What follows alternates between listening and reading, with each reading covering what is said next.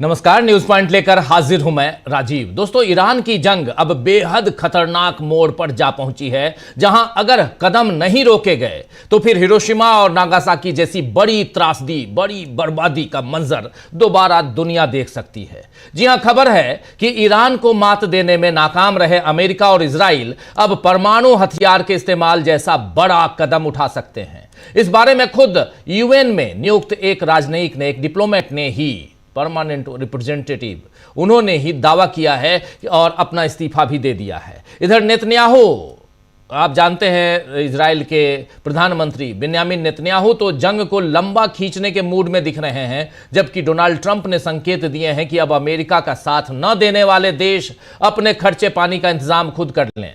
यानी ट्रंप अब नाटो देशों के अलावा मिडिल ईस्ट के उन सभी देशों से भी नाराज हैं जो चाहते हैं कि अमेरिका लड़ाई रोके। आज व्हाइट हाउस की प्रेस सचिव कैरोलिन लेविट ने इस बारे में बहुत कुछ बताया है। जब उनसे पूछा गया, एक सवाल पूछा गया कि क्या अरब देशों को युद्ध का खर्च उठाना चाहिए, जैसे 1990 में खाड़ी युद्ध में अमेरिकी सहयोगियों ने वाशिंगटन की मदद की थी। यह सवाल लेविट से जब पूछा गया, तब जवाब लेविट ने क्या दिया? इस सवाल पर जवाब दिया लेविट ने कि मुझे लगता है कि ये ऐसी बात है जिसमें राष्ट्रपति काफी दिलचस्पी रखते हैं। मैं उनसे पहले कुछ नहीं कहूंगी, लेकिन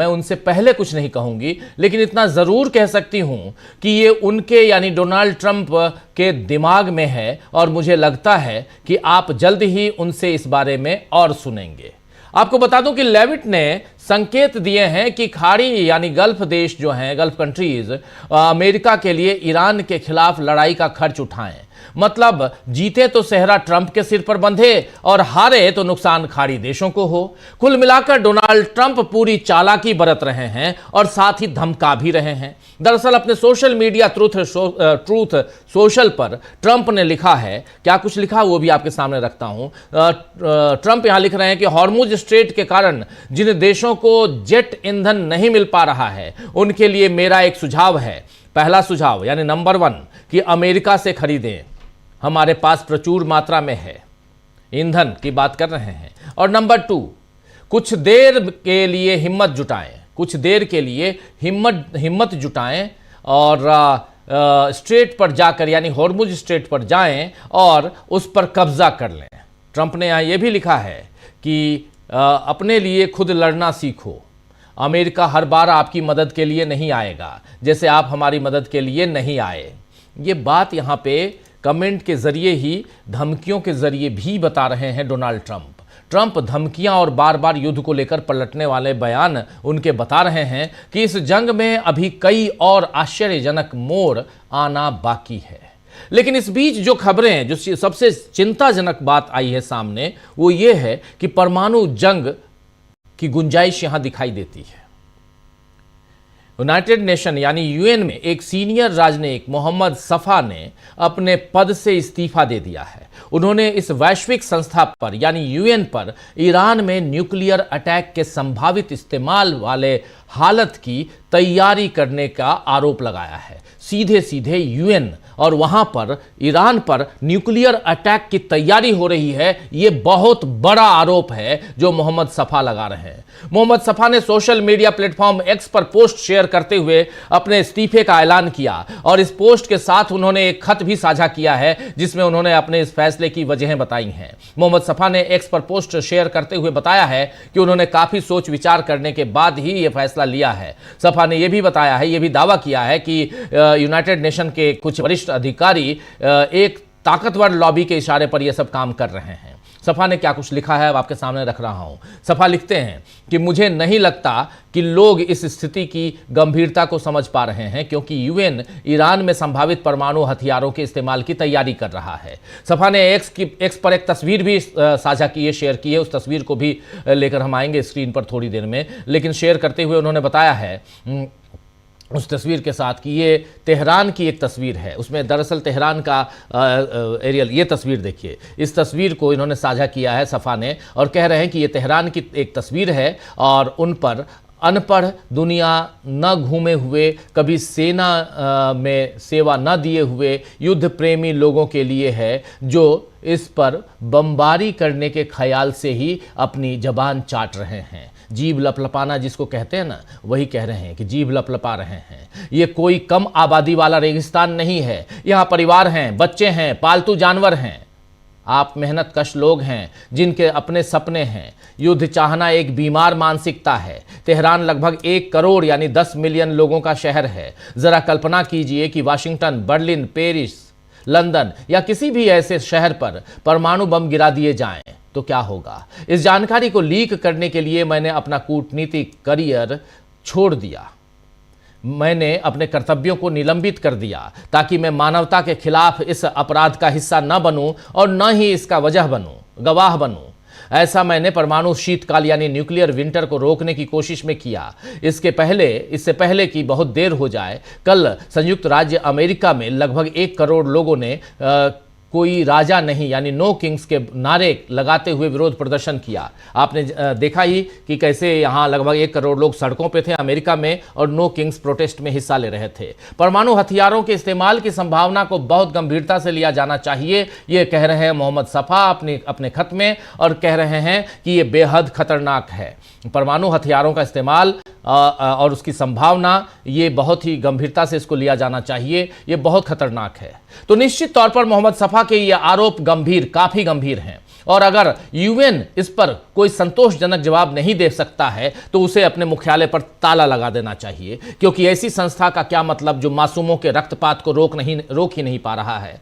ऐसी संस्था का क्या मतलब जो आपने देख लिया कि 168 बच्चियों की मौत हो जाती है तब भी वहां चुप्पी साधे रहती है। ऐसी संस्था जहां पर किसी 1-2 देशों का दबदबा चलता रहे, वो जैसा चाहें वैसे उस संस्था को चलाएं। 1945 में जब इसकी स्थापना हुई थी यूनाइटेड नेशन की, तो सेकेंड वर्ल्ड वॉर के बाद ये स्थापना इसलिए हुई थी कि दुनिया में जंग ना हो। लेकिन जंग ही नहीं बल्कि जंग अगर हो रही है तो उसे कैसे रोका जाए, इसकी चिंता न करते हुए अगर उसी संयुक्त राष्ट्र में बैठकर अगर कुछ लोग अमेरिका और इजराइल के साथ गलबहियां करते हुए और ईरान के ऊपर बमबारी और भी न्यूक्लियर अटैक की प्लानिंग करते नजर आए तो समझ लीजिए, क्योंकि ये बहुत बड़ा आरोप है जो यहां लगा रहे हैं मोहम्मद सफ़ा। दरअसल मोहम्मद सफ़ा जो हैं ये पैट्रियोटिक एक समूह है, उसके परमानेंट रिप्रेजेंटेटिव हैं यूएन में, जिनेवा में रहते हैं, ये बैठते हैं और वहाँ से इन्होंने इस्तीफा दिया है। 13 साल से ये यूएन में हैं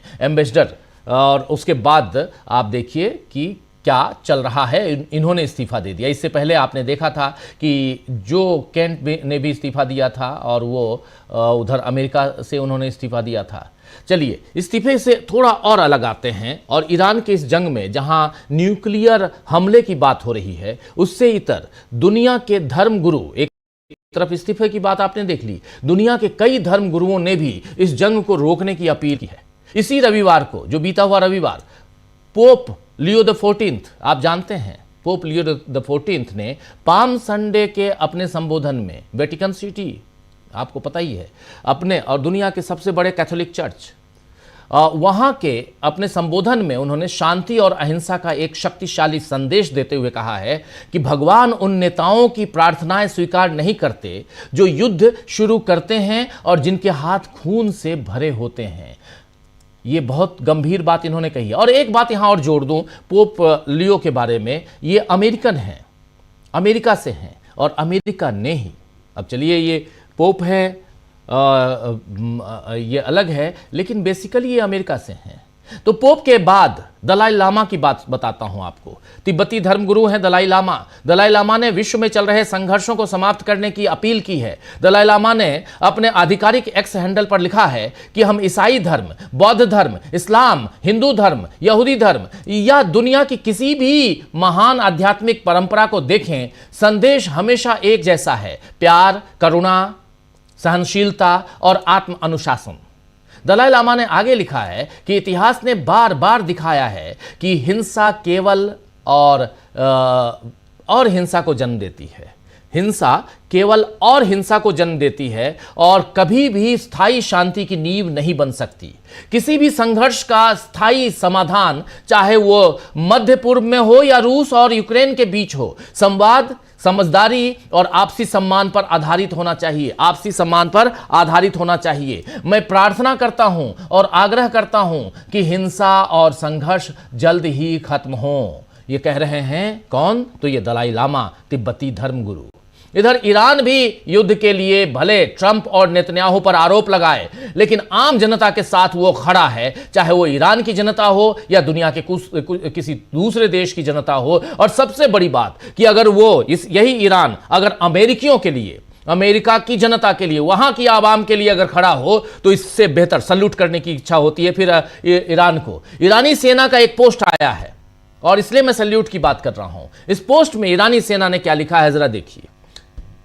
प्रिय अमेरिकी नागरिकों, ये ईरानी नागरिक नहीं लिख रहे हैं, प्रिय अमेरिकी नागरिकों, हम जानते हैं कि ये युद्ध ईरान के साथ आपका युद्ध नहीं है और पिछले 1 महीने में आपके समर्थन को हम कभी नहीं भूलेंगे। हमारे साथ हैं मिसाइलें, आपके साथ हैं सड़कें।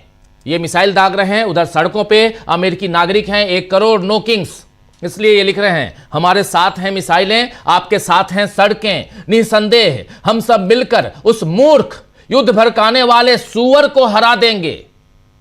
ईश्वर हम सभी का भला करें। ये ईरानी सेना का बयान है। इस पोस्ट में अमेरिका के अलग अलग शहरों में ट्रंप के खिलाफ हुए प्रदर्शनों को दिखाकर, जरा उस अलग अलग शहरों की इस पोस्ट के साथ जो वीडियो है वो भी ले आइए स्क्रीन पर। और इसी पोस्ट के साथ ये देखिए, ये अलग अलग NYC, न्यूयॉर्क सिटी, देखिए अलग अलग तस्वीरें यहाँ की। और ये जो सड़क पे निकले थे अभी सब, सिएटल की तस्वीर ये देखिए, अलग अलग जगहों की तस्वीरें ये बता रही हैं। और इसी वीडियो के साथ ये तमाम चीज़ें लिखी। सैन फ्रांसिस्को देखिए, सब जगह नो किंग, ये जो प्रोटेस्ट है उस दिन का प्रोटेस्ट, और उसमें ये 28 तारीख की बात है, माफ़ी चाहूँगा, हाँ अभी 2 दिन पहले 28 तारीख, तो उस दिन का ये प्रोटेस्ट हर जगह। तो यहाँ पर इस पोस्ट में अमेरिका के अलग अलग शहरों में डोनाल्ड ट्रंप के खिलाफ हुए प्रदर्शनों को दिखाकर बताया गया है कि अब तो आम जनता भी ट्रंप के खिलाफ है। वहीं राष्ट्रपति मसूद पेजिशकियान ने इराक के लोगों के लिए लिखा है। देखिए, एक तरफ ईरानी सेना अमेरिका के लोगों के लिए, और ईरानी राष्ट्रपति मसूद पेजिशकियान इराकी लोगों के लिए क्या लिख रहे हैं। इराक के लिए वो लिख रहे हैं कि इस अन्यायपूर्ण युद्ध में इराक के मुस्लिम लोगों ने ईरान के साथ बहादुरी से खड़े होकर उसका साथ दिया। ये रुख भूगोल द्वारा थोपा नहीं गया था, बल्कि इतिहास, पहचान और धार्मिक मूल्यों की एकता से गढ़ा गया था। मैं 2 नदियों की भूमि में इराकी जनता के बेटों, अधिकारियों और मुजाहिदीनों से हार्दिक हाथ मिलाता हूं। हम आपकी दृढ़ता की सराहना करते हैं और अपने साझा समझौते पर गर्व करते हैं। ये बात यहां पे रखी जा रही है। तो आप जरा गौर फरमाइए दोस्तों, एक तरफ इराकी सेना, एक तरफ इधर मसूद पेजिशकियान, इनको आपने देख लिया, उधर एक इस्तीफा आप देख रहे हैं यूएन में। ये सारी चीज़ें, तमाम बातों को आप ज़रा गौर फरमाइए। इन तमाम बयानों से हाँ, और धर्मगुरुओं की बात भी यहाँ पे, जितने भी धर्मगुरु America, basically American Pope Leo the 14th, उनको भी आपने देख लिया कि वो भी अमेरिका के खिलाफ ही बोल रहे हैं, क्योंकि धर्म की बात है। और धर्म का मतलब ये नहीं कि अगरबत्ती दिखाना, धर्म का मतलब सीधा कि सच का साथ देना। उस धर्म की मैं बात कर रहा हूं, अगरबत्ती दिखाने वाले धर्म की बात मैं नहीं कर रहा हूं। इन तमाम बयानों से साफ नजर आ रहा है कि सारे लोग शांति की बात कर रहे हैं और चाहते हैं कि जंग खत्म हो। बस ट्रंप और नेतन्याहू इसे बढ़ाने में लगे हुए हैं। इधर चुनाव में ईरान जंग अब अहम मुद्दा बन रहा है। भारत की बात कर रहा हूं। भारत जैसे देश में ईंधन, जी हां LPG, इसका संकट विधानसभा चुनाव का मुख्य मुद्दा बन रहा है। तो वहीं ब्रिटेन में भी 7 मई को होने वाले चुनाव में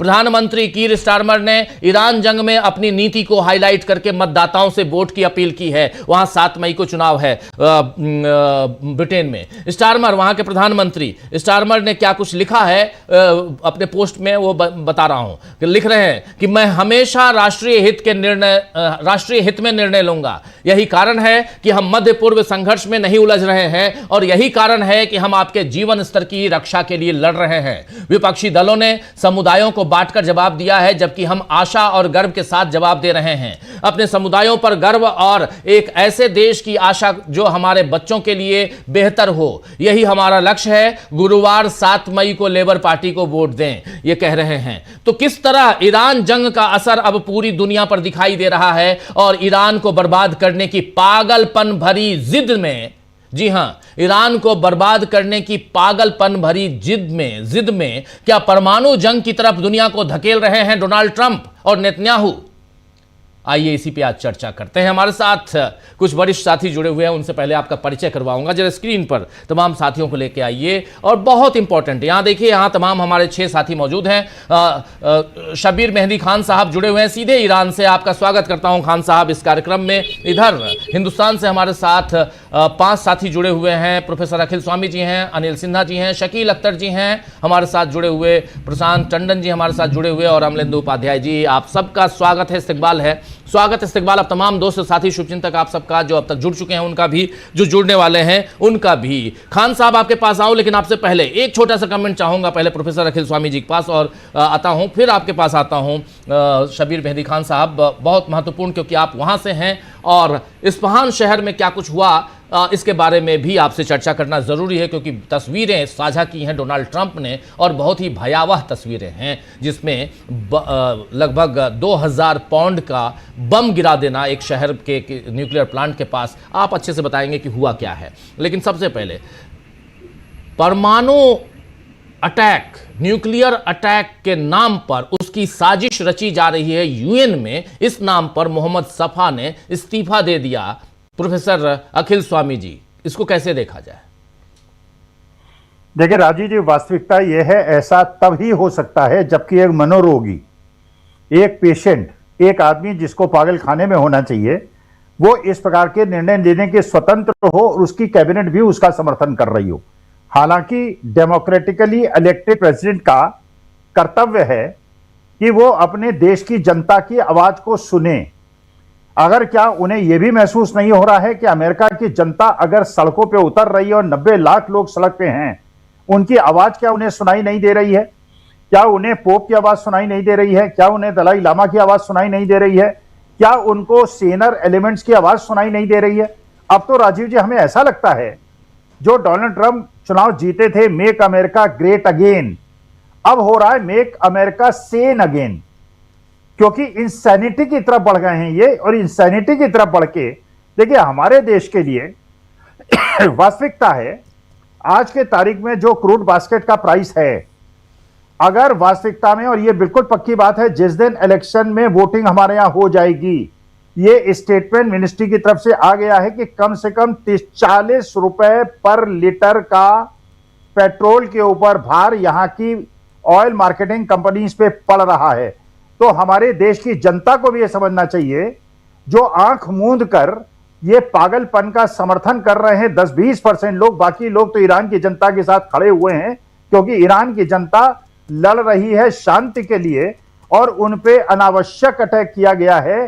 तो कम से कम हमारी ये प्रार्थना है कि मेक अमेरिका सेन अगेन, और कम से कम विश्व की आवाज, जो ब्रिटेन के प्राइम मिनिस्टर आवाज उठा रहे हैं, स्पेन के उठा रहे हैं, रूस ने कह दिया है कि क्यूबा के अंदर वो हस्तक्षेप करने के लिए तैयार हैं और वहां पे मदद करने के लिए तैयार हैं। जिस प्रकार से तुर्की ने कह दिया है कि अगर कुर्द हैं और उनको अगर आपने यूज करने का प्रयास किया तो हम उसका विरोध करेंगे और उनको परास्त करेंगे। जिस प्रकार से पूरे वहां के सारे ऐसे ग्रुप्स हैं जो कि, और मानी बात है कि अमेरिका जो लड़ाई लड़ रहा है, ऐसी प्रॉक्सी लड़ाई लड़ रहा है जिससे अमेरिका का कोई नुकसान नहीं है। जैसे हम लोग फाइनेंस के लैंग्वेज में कहते हैं कॉस्ट बेनिफिट होता है, अमेरिका का कोई कॉस्ट नहीं है, केवल उसका बेनिफिट है। अगर नुकसान है तो उन गल्फ कंट्रीज का है जो मजबूरी वश वहां के राजाओं के, वहां के शेखों के शौकों की वजह से और उनके कॉम्प्लेक्स की वजह से वो अमेरिका के चरणों में चरण वंदना कर रहे हैं। और ये अमेरिका से जी, अगर ये जब भी युद्ध खत्म होगा तो ये पैसा वसूला जाएगा उन्हीं गल्फ कंट्रीज के द्वारा। तो वो केवल गेन की तरफ बैठे हुए हैं, लेकिन ये पागलपन अगर नहीं रुका तो विश्व के लिए और कम से कम भारत के लिए इतना ज्यादा शोचनीय होगा जिसकी हम आप कल्पना नहीं कर सकते। जी बिल्कुल बिल्कुल बिल्कुल, आता हूं दोबारा आपके पास, लेकिन जरा चलते हैं सीधे ईरान चलते हैं। हमारे साथी ईरान से जुड़े हुए हैं शबीर मेहदी खान साहब। खान साहब जरा बताइए, आपका एक बार फिर स्वागत करता हूं। ये बताइए कि दो तीन बहुत बहुत खबरें आ रही हैं, लेकिन पहले इस्फहान शहर पे और उसमें न्यूक्लियर प्लांट, और जो यहाँ तस्वीरें दिखाई दे रही हैं, बहुत भारी विस्फोट की तस्वीरें आई, क्या कुछ है वहाँ पे, और क्या सचमुच ये बहुत एक बड़ा विस्फोट था, बड़ा अटैक था, क्या था? जरा ईरान के में चूंकि आप हैं तो आपसे बेहतर कौन बताएगा, क्या था, किस ढंग का ये अटैक था और कहां हुआ है?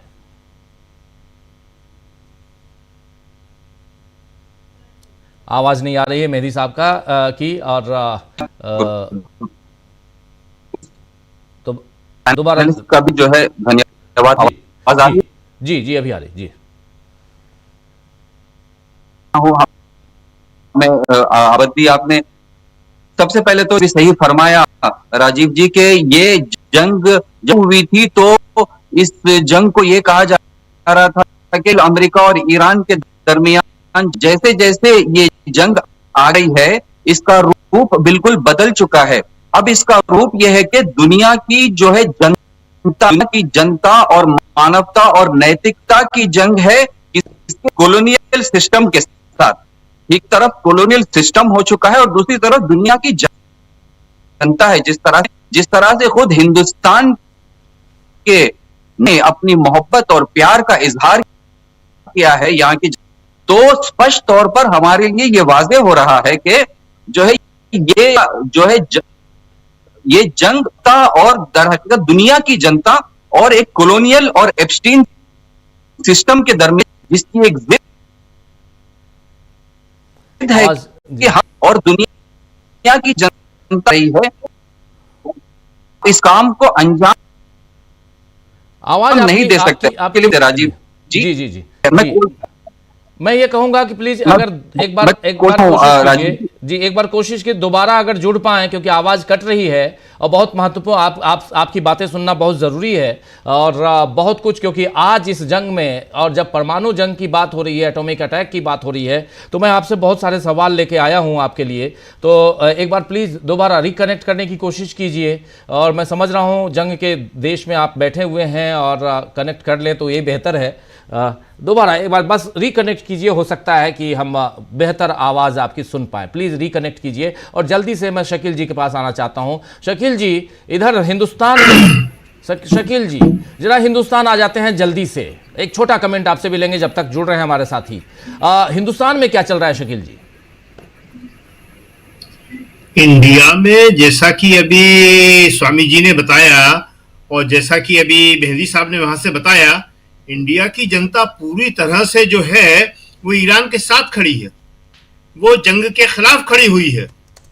तो इंडिया में जो है इस वक्त दूसरा जो माहौल है वो आपको मालूम है कि तेल का और गैस का प्रॉब्लम सॉल्व नहीं हो रही है, वो बढ़ती चली जा रही है, और उसका दोषी जो है लोग अब सीधे सीधे अमेरिका और इजराइल को मानने लगे हैं कि अगर यही समस्या चलती रही, ईरान पे इसी तरह हमले होते रहे, इसी तरह ट्रंप धमकी देते रहे, तो आगे क्या होगा। देखिए, अब सोचने की जो बात है वो गल्फ कंट्रीज की है।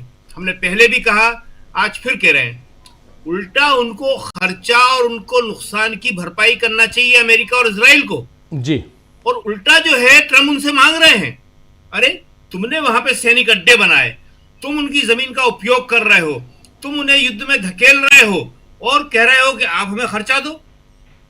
जो वहां के व्हाइट हाउस की प्रवक्ता ने बोला है कि ट्रंप के दिमाग में है और ट्रंप आपसे बात करेंगे, वो यही बात है। ट्रंप ने भी उनसे कहलवाया है, यही तरीका होता है। और जिस तरह से सवाल किया गया था, वो सवाल इसी तरह का होता है कि अपने लोगों को सवाल दे दिया जाता है इस तरह से डिप्लोमेसी में, और उनसे कहा जाता है कि आपको ये सवाल करना है। तो उसने सवाल ही ये किया था कि क्या इसका खर्चा खाड़ी देशों को देना पड़ेगा। जाहिर है कि सवाल ही इस तरह का था कि जिसका जवाब यस में ही होता है कि हाँ देना पड़ेगा। ट्रंप साहब के क्या रहे हैं, अमेरिका के क्या रहे हैं, वो कह रहे हैं कि तुम्हें खुद लड़ना सीखना होगा, लड़ो लड़ो लड़ो। इसके अलावा कोई बात नहीं कर रहे, जैसे दुनिया की सबसे अच्छी बात लड़ना ही हो। मतलब प्रेम, शांति, सद्भाव, आपस में एक दूसरे से मिलजुल के रहना, समावेश, ये सब खत्म हो गया। उनकी भाषा क्या है कि तुम लड़ो तो हिम्मत करके हॉर्मुज स्ट्रेट तक पहुंच जाओ और अपनी लड़ाई तुम्हें खुद लड़ना होगी, अमेरिका तुम्हारी मदद नहीं करेगा। अरे कौन सी अमेरिका किसकी मदद कर रहा है? अमेरिका तो सबकी जमीन का उपयोग कर रहा है। यूक्रेन को किसने लड़ाया? रूस ये बात कहेगा? रूस इसीलिए मदद कर रहा है, यूक्रेन के पीछे खड़े होके, यूक्रेन को मदद करके, उसको भड़का के उसने रूस के खिलाफ लड़ाया। 2 साल हो गए उस लड़ाई को चलते चलते, कोई हल नहीं है उसका। पूरी दुनिया में वो वियतनाम से लेके अफगानिस्तान से इराक में कौन सी ऐसी जगह है जहां अमेरिका ने अपनी दादागिरी, और दादागिरी से भी आगे का एक शब्द आ गया आपको, कि वो है आतंकवाद। जी, आप न्यूक्लियर बम की धमकी दे रहे हो, आपको कल्पना है, आप समझ रहे हो कि आप क्या करने वाले हो? क्या होगा? ईरान ने कह रखा है कि मेरे पास नहीं है। उनके सुप्रीम लीडर कहते हैं कि ये हमारी नैतिकता के खिलाफ है, हम परमाणु बम नहीं बनाएंगे। लेकिन अगर इस तरह धमकियां मिलती रहीं तो उस देश की जनता क्या कहेगी अपने देश के हाकिमों से, राजनीतिक नेतृत्व से, तुमने क्यों नहीं बनाया? जी, इसका मतलब यह होगा कि पूरी दुनिया जो है, अब जिनके पास नहीं है वो ही परमाणु बम बनाने की राह पे चलेंगे। आप दुनिया को जिस दिशा में ले जा रहे हैं वो दुनिया को खत्म करने की है। बिल्कुल। आप ईरान को खत्म करने की बात कर रहे थे, दुनिया खत्म हो जाएगी। जी बिल्कुल बिल्कुल शकील जी, आऊंगा दोबारा। अब जुड़ गए हैं, वीडियो ठीक आ रहा है, मैं देख रहा हूं शबीर मेहदी खान साहब का। और खान साहब जरा बताइए, आप अपनी बात रखिए प्लीज, क्योंकि उस समय आवाज आपकी कट रही थी और बहुत कुछ, जरा क्या कुछ चल रहा है? क्योंकि यहां खबरें चल रही हैं कि ताबड़तोड़ खूब हमले हो रहे हैं ईरान के ऊपर, कितनी सच्चाई इसमें? आवाज नहीं आ रही है खान साहब की, वीडियो ठीक है, आवाज नहीं आ रही है। जी, अभी आ रही है, अभी आ रही है। अब आवाज आ रही है आपको? हाँ हाँ, अब आ रही है, अब आ रही है, ठीक है जी, ठीक है ना। मैं आशा करता हूँ काफी सही साथी, ठीक है ना। एक मैं छोटी सी रिपोर्ट, ये जंग जो है 2 जगहों पर चल रही है। एक जो है सोशल मीडिया पे है, जिसके जनरल जो है, और एक आवाज कट गई है। जंग मैदान में चल रही है। उनकी नेवी नहीं है, उनका एयर डिफेंस पूरी हो चुका है, उसका विनाश है। ईरान में रिजीम हो गया है, ईरान की जनता तरह से उनके सिस्टम के खिलाफ है। ईरान जो है उनके साथ करने लगा है, उनकी शर्तों को मान चुका है और तोहफा भेज रहा है। मिलकर करने वाले हैं उसको। ईरान के अगले सुप्रीम लीडर और जो है एक है जो सोशल मीडिया पर जो मैदान में चल रहे और ईरान उसको लड़ रहा है। हदफ यह था कि आप न्यूक्लियर एनरिचमेंट को बंद कीजिए, आप अपने डिफेंसिव बैलिस्टिक मिसाइल जो हैं उनके और इस मंतके में के संगठन है उनको सपोर्ट करना छोड़िए, और गजा में जो नरसंहार जो चल रहा है उसको होने, और छुपे अल्फाज में ये कहते थे कि हम आपकी रिजीम को भी चेंज करें। जब ये कंडीशंस उनके पूरे नहीं हुए थे कि हम हमला करके, नेगोशिएशन से ये कंडीशंस पूरे नहीं हो रहे थे, तो वो समझ रहे थे कि जो है इन कंडीशंस को मनवाने रखेंगे, ठीक है ना। नहीं होता, उनके लोग भी जो है मनवाने में कामयाब था अमेरिका, बल्कि ये हो गई कि ये बारबीज कर रहे हैं और कह रहे हैं कि हमारा तो हदफ कुछ और था। कहने लगे हैं कि देखिए अब आप प्लीज स्ट्रेट ऑफ हॉर्मोज को खोल दीजिए। अगर हम स्ट्रेट ऑफ हॉर्मोज को खुलवाने में कामयाब होते हैं तो जो है हमें जंग के जो उसको पा लिया। अब ये नहीं, लेकिन उनको करने में अगर हम कामयाब हो गए। आवाज आ रही है आपको? जी जी जी जी, बीच में रुक रही है, कट रही है, लेकिन आ रही है, जी, समझ में अगर आ रही है। जी जी जी, और ईरान जो है देशों पर हमला रोक दे तो यही हमारे लिए जीत है। किस तरह से आप पोस्ट इस जंग का हो चुका है, तो ये हदफ है। लेकिन प्रेजेंट आप देखें सिचुएशन जो मैदान में है, नाटो फोर्सेस इराक से जा चुकी हैं। अमेरिका जो है इराक से कह रहा है कि आप हम पर हमला करना रोक, हम निकल जाएंगे यहाँ से। स्ट्रेट ऑफ हॉर्मोन के कंट्रोल में आज ऑयल प्राइस वो कंट्रोल नहीं कर पा, दुनिया की अर्थव्यवस्था जो है खराब हो रही। अरब देश कह रहे हैं अमेरिका हमारे सुरक्षा की था, अब अमेरिका को ही सुरक्षा की जरूरत है। खाड़ी के देशों में ये भी हो रहा है, 13 बेसेस उनकी जो है ध्वस्त हो चुकी है, विनाश हो चुकी है कामिल तौर पर। कल हमें खबर मिली कि यूएई के, ये कोई कर रहा है लेकिन ईरान का मीडिया रिपोर्ट कर रहा है, टर्की का मीडिया रिपोर्ट कर रहा है, अजरबैजान का मीडिया रिपोर्ट कर रहा है इसको। मसलन यूएई की जो बड़ी लाइन थी जो तक जाती थी वो भी को ईरान ने अटैक करके उस पाइपलाइन को उन्होंने जो है नाबूद कर दिया है। तो ये चीजें, ये जो जंग की अब हालत है वो ये वाली है। अब हम कॉन्टेक्स्ट में जंग और बढ़ने के भी आधार पर है। आप देखिए यमन में हम भी जो है जंग में दाखिल चुके हैं। अब यहाँ बात का खौफ पाया जा रहा है कि कहीं ऐसा ना हो जाए कि बाबल मंदब को भी परिव के साथ साथ स्ट्रेट ऑफ हॉर्मुज के साथ साथ जो है बंद कर दिया जाए। अगर यही तरह से बढ़ती रहे आकर जो है हम इसके अटैक को और न्यू धमकी दी जा रही है उसको हम देख सकते हैं। देखिए इस्फहान की जो अटैक की बात है हम यहाँ सुन रहे हैं वो ये है कि वो एक सिगरेट नहीं था, ठीक है ना, वहां पर किसी सिविलियन की जान बात नहीं आ रही है। वो कह रहे हैं कि ये अटैक या न्यूक्लियर साइट पर था या स्टिक मिसाइल साइट पर था, ठीक है ना, एक ये है। तो अनुमान लगाया जा रहा है और आकर कह रहे हैं वो ये, इससे जंग का रूप बदलने वाला नहीं है।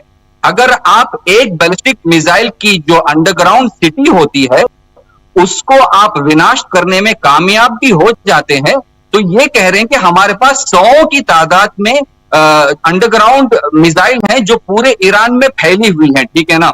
और आप अगर न्यूक्लियर अटैक भी इनकर करते हैं तो अगर एक भी अगर आप उनको नष्ट करने में कामयाब हो भी जाते हैं तो जंग जो मैदान में जो जंग चल रही है उसमें कोई तब्दीली आने वाली नहीं है। जंग इसी तरह से चलती रहेगी। आपको इस खाड़ी को छोड़कर आपको जाना पड़ेगा। आपके मिलिट्री प्रेजेंस पर बिल्कुल भी बर्दाश्त नहीं है। तो यहां पर पब्लिक में जो साहस है, जो हम कहते हैं स्पिरिट है, वो बिल्कुल जो है अपने औज पर है। पब्लिक कह रही है गवर्नमेंट से कि आप जो भी करें बर्दाश्त कर लेंगे। बिजली जाती है तो हम बर्दाश्त कर लेंगे, मुश्किलात आते हैं तो हम बर्दाश्त कर लेंगे, अगर थोड़ी सी शाम होती है तो हम बर्दाश्त कर लेंगे, आप पूरी तरह से कोशिश कीजिए। ये एक नुक्ता है। एक और थोड़ी मुझे इजाजत दी, मैं थोड़ा सा इसको कंप्लीट कर लिए माफी चाहूंगा राजीव जी। ये है कि थोड़ा सा लंबा हो गया है। देखिए ये जंग जो है ना, कल ईरान अगर कह भी देता है नेगोशिएट करने के लिए तैयार है, आइए जंग को सीजफायर करते हैं। यहाँ पर इसलिए नहीं है कि ईरान के प्लेयर है, जंग यहाँ पर इसलिए नहीं है कि ईरान के पास बैलिस्टिक मिसाइल है, बल्कि जंग को हमें कैसे देखना चाहिए, इस प्रेम से देखना चाहिए कि ईरान इंडिपेंडेंट मुल्क बनना चाहता है। आप 1979 का तेल हमारे हाथ में था, आपकी जमीन हमारे हाथ में थी, वो कैसे हमारे हाथ से निकल गई है। आप क्यों इस वेस्ट एशिया के जो मंतके में आजादी की बात करते हैं, आप आजादी की क्यों बात करते हैं, आप क्यों ये बात को करते हैं कि अमेरिका के हमें एनर्जी इस मंतके की नहीं होनी चाहिए, आप क्यों ग्रेटर इस तरह जो प्रोजेक्ट है मुखालिफत करते हैं, आप नहीं कीजिए। जंग ये है दर हकीकत कौम है जो कह रही है कि हम सेल्फ डिटर्मिनेशन तक पहुंचना चाहते हैं और हम इस सेल्फ डिटर्मिनेशन का पैगाम भी पूरी दुनिया को ये कहना चाहती है। वो कहते हैं कि आपको ये करने की इजाजत है और हम आपको रोकेंगे। जंग ये है, अगर कल सीज फायर है तो ये फिर से 1 साल के बाद आएंगे और हमला करेंगे और फिर से यही व्यवस्था दुनिया में रहने वाली है। जी जी बिल्कुल बिल्कुल। खान साहब आपकी आवाज़ थोड़ी बीच बीच में कट रही है, लेकिन बहुत हद तक बातें समझ में आ रही हैं। थोड़ा आपको रोकना चाहूँगा क्योंकि मैं समझ रहा हूँ कि जहाँ आप बैठे हैं वहाँ से इतनी आवाज़ भी आपकी आ जा रही है तो बहुत है। प्रशांत जी आपके पास ज़रा आना चाहता हूँ जल्दी से। प्रशांत जी, इस परमाणु हमले और उसमें भी यूनाइटेड नेशन से जो बात निकल के आई, मोहम्मद सफ़ा की बात, इसको कैसे आप देखते हैं? और इस जंग को जिसमें एक तरफ सीज फायर की बात करते हैं डोनाल्ड ट्रंप, 6 तारीख तक सीज फायर करेंगे भाई, और उसके बाद कहते हैं कि हम ऐसे न्यूक्लियर फैसिलिटी की बात हो, चाहे वो एनर्जी फैसिलिटीज़ की बात हो, चाहे वो वाटर फैसिलिटी, जो भी फैसिलिटी से रिलेटेड जितने भी वहाँ के संस्थान हैं, उस पर हम हमला नहीं करेंगे, लेकिन आप हमला भी कर देते हैं। इस्फहान शहर पे जो हमला हुआ है वो उसके बारे में बता ही रहे हैं अभी खान साहब। तो ज़रा आपसे समझना चाहता हूँ कि आखिर डोनाल्ड ट्रंप के दिमाग में चल क्या रहा है, और ये क्योंकि जो सवाल कैरोलिन से पूछा गया लेविट से, वो सवाल भी कहीं ना कहीं ये लगता है, जो बता रहे थे शकील जी, कि ये सवाल जो है वो भी पूछवाया गया, और इसके बाद शकील जी बयान भी आ गया है, डोनाल्ड ट्रंप का बयान आ गया। बोले आप हमारे लिए, जब हमारे लिए खड़े नहीं रहोगे तो अपना पैसा, अपना जो दाना पानी अपना देखो, हम कुछ नहीं देने वाले। यानी आपको पैसा चाहिए हमसे, सुख सुविधाएं चाहिए, और ये भी कि कल को तुम्हारे ऊपर कोई आक्रमण करेगा तो हम नहीं आएंगे। ये सब धमकाना चमकाना सब हो चुका है, सो के जगह है साहब, और सब कर चुके हैं। प्रशांत जी देखिए, ट्रम्प साहब से शुरू करते हैं जी।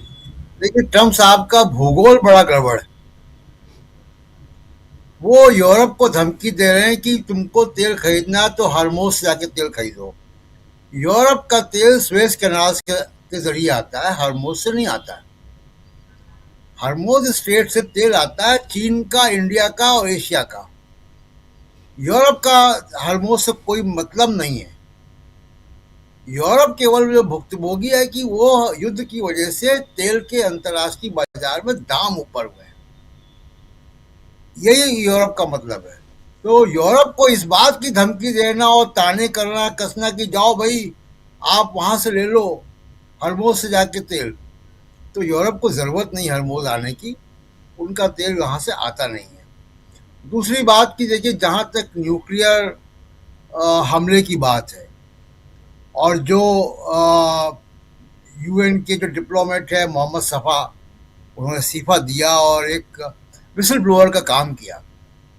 वो दो तरीके की बातें वहाँ पे यूएन से आ रही हैं। एक कि बड़े पैमाने पर न्यूक्लियर हमले के बाद के इमरजेंसी मेडिकल सिचुएशन कैसी होंगी, उनको डील करने की बात भी चल रही है वहाँ।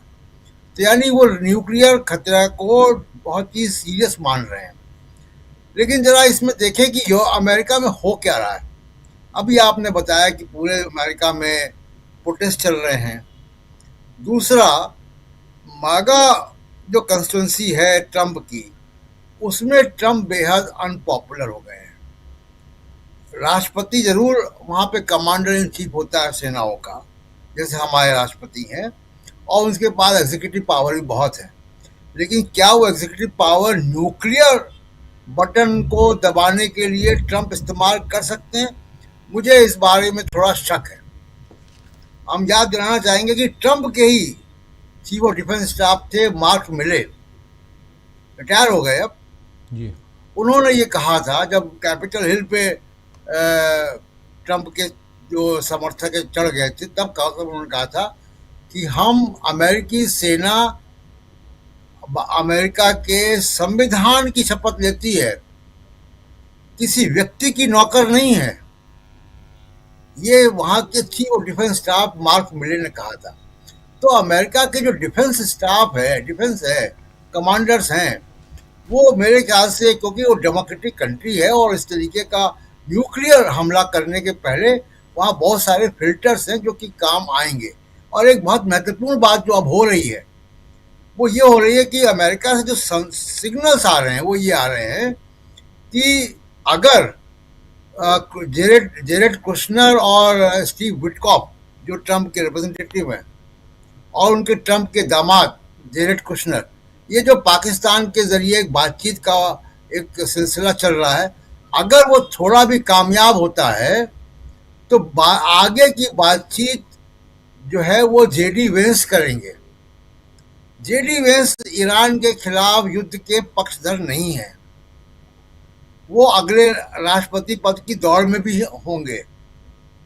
तो उनका मेगा की कंस्टिट्यूंसी पे ज्यादा पकड़ है, रिपब्लिकन पार्टी के हित वो प्रोटेक्ट कर रहे हैं। तो जेडी वेंस और ईरान भी जेडी वेंस को चाहेगा कि वो सीन में आए। तो जेडी वेंस अगर सीन में आएंगे तो ट्रम्प कमजोर हो रहे हैं अंदर अमेरिका में, और न्यूक्लियर हमला जैसी कोई चीज होगी तो वहां की आर्मी, वहां का वाइस प्रेसिडेंट, वहां की कांग्रेस, सीनेट और सिविल सोसाइटी, इतनी आसानी से वो फैसला नहीं हो पाएगा। और एक आखिरी बात, फिर आगे की बात और करेंगे सेकंड राउंड में। जी, ईरान की, राजीव जी, लॉटरी लग गई है,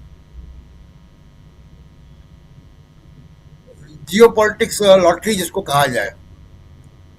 ईरान अब 2.8 मिलियन बैरल तेल रोज बेच रहा है, $140 मिलियन रोज तेल बेच रहा है, $140 मिलियन का तेल। ये सबसे बड़े oil exporter, crude oil exporter Saudi Arab से केवल आधा है। तो इस युद्ध के दौरान वो दुनिया के बड़े तेल निर्यातकों में से आ गया है, वो उसकी लॉटरी लग गई है। बाकी बातें सेकंड राउंड में करें। जी जी जी जी, बिल्कुल बिल्कुल आप सही कर रहे हैं। एक बार खान साहब आपके पास दोबारा आना चाहता हूं। लॉटरी की बात हो रही है, चलिए ये अलग, लेकिन इन सब से इतर जरा ये समझूं कि ये परमाणु हमले की खबर क्या ईरान में भी चल रही है? खान साहब। जी हाँ, जी हाँ, देख सके परमाणु हथियार की बात है। खुद आवाज आ रही है मेरी आपको? आ रही। परमाणु हथियार की बात है। देखिए, मैं 12 दिन जंग हुई थी यहाँ पर 2025, मैंने खुद रहबर थे यहाँ के, तो बान से उनकी एक स्पीच में, उनके एक भाषण में ये सुना था, हत्ता 12 रोज की जंग के बाद हम इस हथियार नहीं बनाएंगे, जहां तक कि खुद ईरान की बात है, क्योंकि हम इसको ना डिटरेंट समझते हैं और ना ही जो है वो एक नैतिक चीज बनाना, और हमारे लिए नया इंपॉर्टेंट है। ऐसा एक उन्होंने बयान दिया था, ठीक है ना। एक ये हुआ था। उसके बाद जो है लगता है कि यहाँ की जो राजनीति है वो ये है कि इनको इसका जरिया नहीं समझते, क्योंकि इन्होंने देखा है खुद रशिया जो एक परमाणु हथियार रखने वाला जो देश है, उस पर यूक्रेन की जंग हुई, यूक्रेन उस पर जो है हमला कर रहा है, तो इन्होंने देखा कि ये बातें नहीं ला सकती, और अब परमाणु हथियार बना भी ले कि यूएस हमें। जी, आवाज कट रही है आपकी। अपने हाल इरादा उसका अहमियत है कि वह इतनी ज्यादा उसकी अहमियत है कि इसका छोड़ नहीं सकता, वापस उसका कब्जा। ये ईरान की बात। और जहां तक के परमाणु हथियारी हमले की जहां तक की बात है, लोग ये माफी चाहूंगा, लोग ये समझ यहाँ पर के, एक तो ये है कि अगर यहाँ पर हमला होता भी है परमाणु हथियार का, सबसे पहले सिविलियन एरिया में होता है, तो ये तो जंगी कवानीन का उल्लंघन। दूसरा, ये मानते हैं कि इनको जवाब देने की ताकत भी है इनके पास। और देखिए इनकी जो स्ट्रैटेजी है कि ये अंडरग्राउंड मिसाइल्स अपनी सारी अंदर कर जाते हैं, वो इसी जो है स्ट्रैटेजी के आधार पर थी। ये जानते थे कि मुमकिन है किसी दिन हमारे ऐसा कदम उठा, तो हम क्या करेंगे, शुरू से ही अपने मिलिट्री सारे जो इंफ्रास्ट्रक्चर होता है उसको अंडरग्राउंड में लेकर चले जाएंगे, ठीक है ना। एक ये हुआ है। उसके बाद एक और चीज ये है कि हमें लगता है कि अगर यहां पर कोई न्यूक्लियर अटैक होता भी है, रशिया को बहाना मिलेगा, हम यूक्रेन पर न्यूक्लियर अटैक करेंगे, हम चाइना कहेगा कि हम किसी दूसरे मुल्क पर न्यूक्लियर अटैक करेंगे, नॉर्थ कोरिया कहेगा कि अभी जो है उसका इस्तेमाल, तो हमें यहाँ पर लोगों को ये लगता है कि, और यहाँ के जो सियासतमदार हैं उनको ये लगता है कि अमेरिका न्यूक्लियर अटैक नहीं करेगा, ये नहीं कि इनके अंदर पाई जाती है, कि इसलिए कि मुमकिन है कि इसका नुकसान उनको ही जो है भुगतना पड़े। इस वजह ये यहाँ पर इस तरह से इसको देखा जा रहा है। मैं माफी चाहूंगा राजीव जी, बहुत हसरत मैं समझता हूँ, दर्शकों से भी मैं जी नहीं, कोई बात नहीं, मैं समझ रहा हूँ। ये आपकी हमारी दिक्कत ये है कि इंटरनेट कनेक्टिविटी काफ़ी कमज़ोर है, इसलिए थोड़ा आवाज़ आपकी कट कट के आ रही है, लेकिन फिर भी बहुत कुछ समझने की कोशिश, कई सारे शब्द उसमें कट जाते हैं। ज़रा अनिल सिन्हा जी आपके पास आना चाहता हूँ। और डोनाल्ड ट्रंप पर हम लोग बहुत बातें करते रहे हैं, रोज़ करते हैं अनिल सिन्हा जी, लेकिन ईरान की बात, और ईरान को लेके भी काफ़ी हिम्मत वाली बात है कि ईरान के फ्रंट लाइनर्स सारे नेता अगर मारे गए, उसके बाद भी अगर ईरान आज टिका हुआ है तो एक अलग मजबूती है, वो भी दिखता है। लेकिन ओवरऑल देखा जाए तो ये इजराइल, अमेरिका और ईरान इस जंग में, और ये हम लोग बार बार ये देख रहे हैं कि ये जंग और ख़तरनाक स्थिति में जाती हुई दिखाई दे रही है। और यहाँ से आप इस जंग को कहाँ देखते हैं?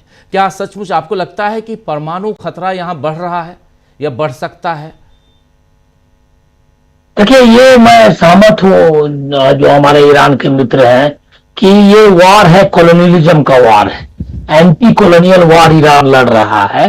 और एक आइडियोलॉजिकल डिवाइड उसमें पूरी दुनिया में उससे बन गई है कि जो कॉलोनियलिज्म के फोर्सेस हैं, जो दुनिया को दबाना चाहते हैं, और एंटी ह्यूमैनिटी फोर्सेस हैं, और उसके खिलाफ जो है दो फोर्सेस है, वो दोनों आमने सामने हैं। एक तो आइडियोलॉजिकल एक बड़ा युद्ध, मतलब हमको लग रहा है सेकेंड वर्ल्ड वॉर के बाद इतना आइडियोलॉजिकल क्लियर डिवाइड जो है वियतनाम युद्ध के समय में था और अब अभी दिखाई दे रहा है।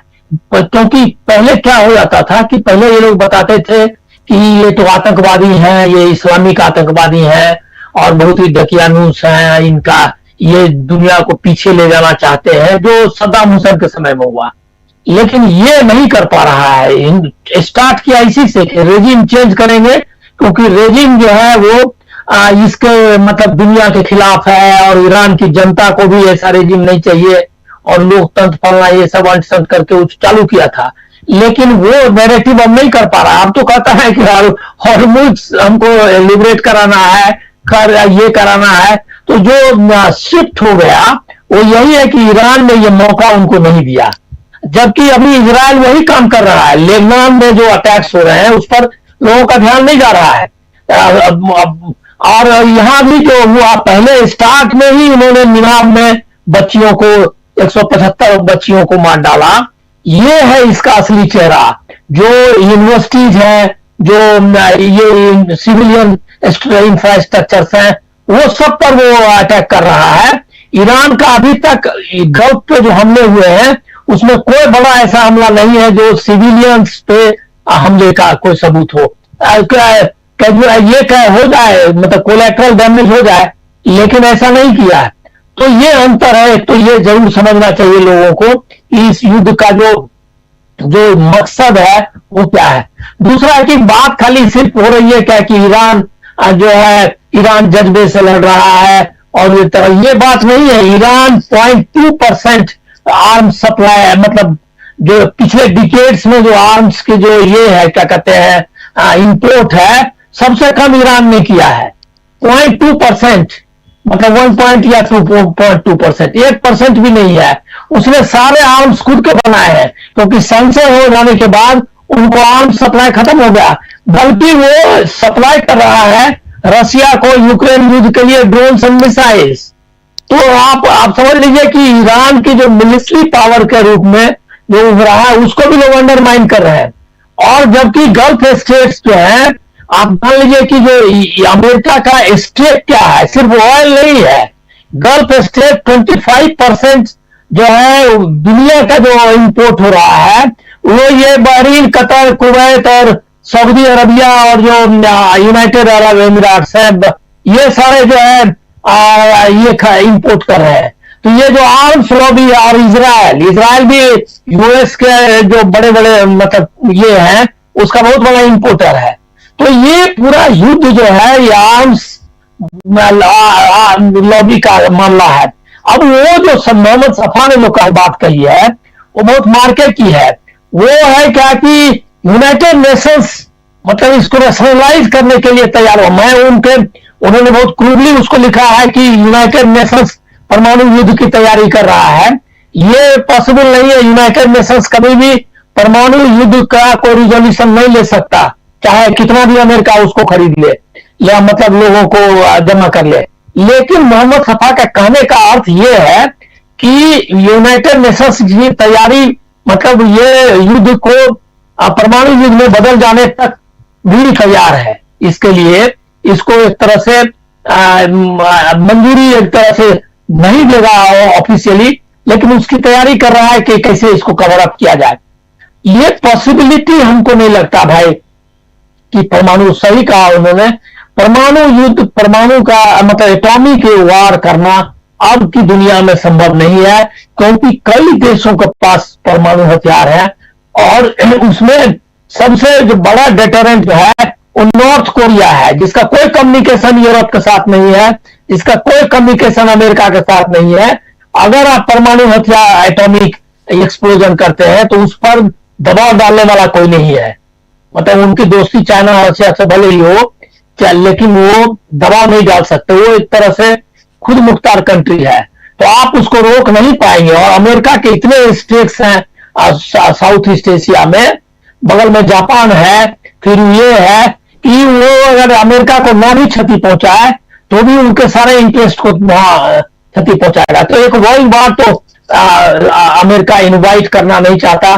कम से कम मुझको लग रहा है जो ट्रंप जिस तरह से है वो चाहते हैं कि किसी तरह, अब उनके साथ जो मुझको लग रहा है जो प्रॉब्लम है अमेरिका के साथ, कि इजराइल की भी इज्जत बची रहे, गल्फ में उसका जो स्टेट्स है वो बच जाए, और तेल का जो फ्लो है वो है। अब ये हॉर्मुज के बारे में क्यों इंटरेस्टेड है अमेरिका? सिर्फ वर्ल्ड ऑयल प्राइसेस के लिए नहीं, बल्कि जो साउथ ईस्ट एशिया के कंट्री है, फिलीपाइंस है, इंडोनेशिया, बाकी जितने कंट्रीज हैं वो सब डिपेंडेंट है उस पे।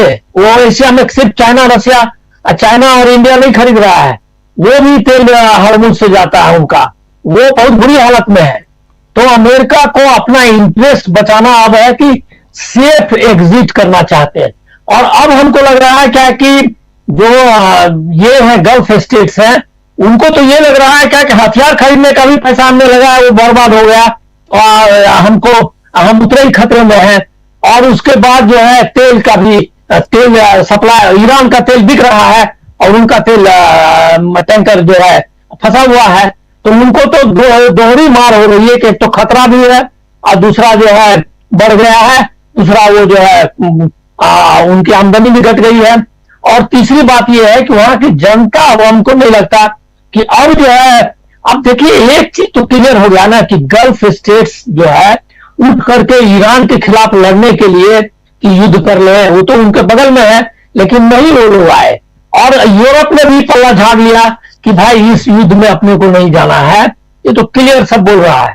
तो अमेरिका आइसोलेट हो गया है, ये है पक्का। अब अमेरिका की ये है कि अमेरिका चाह रहा है कि कम से कम निकल जाए उस तरह से, ऐसा मुझको लगता है। लेकिन वो उनके सामने मुश्किल ये है कि वो इस तरह निकल नहीं सकते, अब वो फंस गए हैं। अब इसमें आप जो जिद कर रहे थे, जिद का मामला नहीं है, अब है कि अपने को अपनी इज्जत बचाने की प्रक्रिया में कहीं वो जो है कुछ बड़ा डैमेज ना कर ले।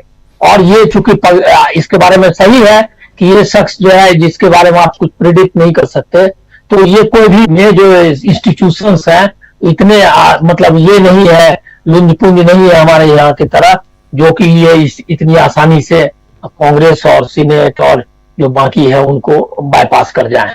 तो बटन उनके हाथ में भले हो, पावर भी है, लेकिन उसको दबाना उनके लिए मुझको नहीं लगता कि इतना आसान होगा। जी जी, बिल्कुल बिल्कुल बिल्कुल। जरा जल्दी से आना चाहता हूं प्रोफेसर अखिल स्वामी जी आपके पास, फिर ईरान से हमारे साथी खान साहब जुड़े हुए हैं। थोड़ा मैं देख रहा हूं वीडियो थोड़ा सा स्टेबल होने की कोशिश में है। और स्वामी जी, अमेरिका, ईरान को अमेरिका के रक्षा मंत्री ने साफ साफ धमकाया है कि डील कर लो बेहतर होगा, और हमारे राष्ट्रपति कह रहे हैं कि डील कर लो और नहीं तो हम आपको दिखाएंगे। ये जो डील वाली बात बार बार भाई ये डील किस ढंग की डील की बात यहाँ लगातार, क्योंकि हम लोग टैरिफ और बाकी चीज़ों की डील की बात देखते रहे, ये क्या हो सकता है? कौन सी डील की बात कर रहे हैं यहाँ राष्ट्रपति अमेरिका के? नहीं, देखिए राजीव जी, उन्होंने तो अपनी मंशा बिल्कुल स्पष्ट कर दी कि मेरी निगाहें ईरान के तेल पे हैं। और ये बात बिल्कुल पक्की है कि वो जिन जिन देशों के पास तेल है उनको या तो अपने अंडर में करके, और ये भी लोगों को सोचना चाहिए कि अगर मोनोपोली की स्थिति आ जाएगी, आज तो चलिए आपके पास 10 सोर्स हैं, आप तेल करें, अब अगर एक ही कंट्री के पास सारी और बाकी कंट्रीज पे वो सैंक्शन लगा देगा, रूस पे वो सैंक्शन लगा देगा, तो हमारे देश की आर्थिक स्थिति पे क्या असर पड़ेगा। देखिए राजीव जी, एक गाना आपने सुना होगा, कारवां गुजर गया गुबार देखते रहे। चलिए हम ईरान की बात कर रहे हैं, हम रशिया की बात कर रहे हैं, हम क्यूबा की बात कर रहे हैं, हम अमेरिका की बात कर रहे हैं, क्या हमारे भारत जैसे 145 करोड़ के चौथी अर्थव्यवस्था के देश का, हमारे देश के प्रधानमंत्री का यह कर्तव्य नहीं बनता है? क्योंकि डोनाल्ड ट्रंप तो उनके बड़े अच्छे मित्र हैं। डोनाल्ड ट्रंप साहब से तो उन्होंने उनकी सरकार बनाने के लिए मेहनत की थी। और यह भी बात बिल्कुल सही है कि भारत की जनता भी आज के तारीख में 80% ईरान के साथ खड़ी है। और जैसे खान साहब ने कहा कि लड़ाई हो रही है, एक तो मैदान पे हो रही है, एक सोशल मीडिया पे हो रही है। और खान साहब से मैं कहूंगा, जरा आपके लोग रिसर्च जरूर करते होंगे, आप देखिए गोदी मीडिया जो कि पक्ष ले रहा है इसराइल का और अमेरिका का, उनके अगर 5000 व्यूअर्स होते हैं तो हम लोग आपका पक्ष ले रहे हैं, हमारे 1-1 लाख 2-2 लाख आदमी आपको सुनते हैं। इसका माने जनता में सोशल मीडिया पे भी आप जीत रहे हैं। तो मेरा तो निवेदन यह है, क्योंकि देखिए कितनी ज्यादा स्थिति खराब होने वाली है इलेक्शन के बाद। जिस दिन यहां विधानसभा के 5 विधानसभा के चुनाव की पोलिंग हो जाएगी, आप नोट करके रखिए 30 रुपए पेट्रोल के दाम बढ़ेंगे। और यह भी सुना जा रहा है 1000 रुपए किलो पे एलपीजी मिलेगी। तो अच्छा, शेयर मार्केट की आप स्थिति देखिए रहे। तो ये तो अपनी जनता के हित में मोदी जी को सोचना चाहिए, हमारे देश के माननीय प्रधानमंत्री को सोचना चाहिए, अपने राष्ट्र हित हमारे देश में जहां 80% लोग 5 किलो अनाज पे जिंदा रहते हैं, उनके लिए सोचना चाहिए कि डोनाल्ड ट्रंप से बात करें। नेतन्याहू भी उनके बड़े अच्छे दोस्त हैं। जब ये अटैक हुआ था उसके 48 घंटे पहले वो गए थे, मेडल लेके आए थे। तो नेतन्याहू से बात करके, डोनाल्ड ट्रंप से बात करके कि let this sanity come back to vision, और ये जो तुम ये बिल्कुल मेक अमेरिका इनसेन अगेन वाला तुमने ये कार्यक्रम चला रखा है, इसको रोको, विश्व शांति के लिए बढ़ो। वरना सबसे ज्यादा अगर कुछ नुकसान किसी का होगा तो भारतवर्ष का होगा आर्थिक रूप से। और इसीलिए हमने ईरान के साथ खड़े हुए हैं, क्योंकि ईरान सताया हुआ देश है। और एक चीज और हमें नहीं भूलनी चाहिए कि हमारे बगल में एक और देश बैठा हुआ है जो कि मौके का इंतजार करता रहता है। इसलिए we have to be very careful. जी जी, बिल्कुल बिल्कुल, आप सही कह रहे हैं। एक बार जल्दी से आना चाहता हूं खान साहब, थोड़ा उम्मीद करता हूं कि एक राउंड आपसे फिर बात कर पाऊं। और ये जो डील वाली बात है, ईरान में इसकी चर्चा होती है क्या कि ये डोनाल्ड ट्रंप कौन सी डील की बात कर रहे हैं? हालांकि हमारे साथी स्वामी जी ने अभी साफ कह दिया, बता दिया कि क्या किस डील की बात वो अमेरिका सोचता है, लेकिन ओवरऑल क्योंकि आज रक्षा वहाँ के डिफेंस मिनिस्टर ने साफ साफ कहा है, हेगसेथ ने, कि आप डोनाल्ड ट्रंप ऐसा चाहते हैं, हमने ऐसा बता दिया है, वहाँ नई सरकार आ गई है। अच्छा, रिजीम चेंज कर लिया है, आपको पता हो ना हो, अमेरिका ने बता दिया कि वहाँ ईरान में रिजीम चेंज हो चुका है, ये बता दिया। मतलब एक काम हमने कर लिया रिजीम चेंज का। जी, तो रिजीम चेंज के बाद नई सरकार डील क्यों नहीं करती है? जी, मैं आपको एक एग्जाम्पल देता हूं लिबिया का, ठीक है ना। ये सब देखा है। लिबिया में ये हुआ था कि न्यूक्लियर बना रहे थे और उसको एनरिच जब कर रहे थे, आते हैं हर जगह से। उसके बाद लिबिया से ये कहते हैं कि आप अपना न्यूक्लियर दीजिए, हम आपको जो है सैंक्शन रिलीफ देंगे, हमला नहीं करेंगे, हम आपको जो है जो इकोनॉमिक सिस्टम है उसके अंदर इंक्लूड करेंगे। उन्होंने अपना सारा सामान एक कश्ती में डालकर अमेरिका भेज दिया। उसके बाद ये कहते हैं कि मिसाइल प्रोग्राम को भी जो है कीजिए, ठीक है ना। वो भी वो क्या होता है, 2012 नाटो के फोर्सेस आकर जो है एक ताबड़तोड़ लिबिया के ऊपर खोल देते हैं।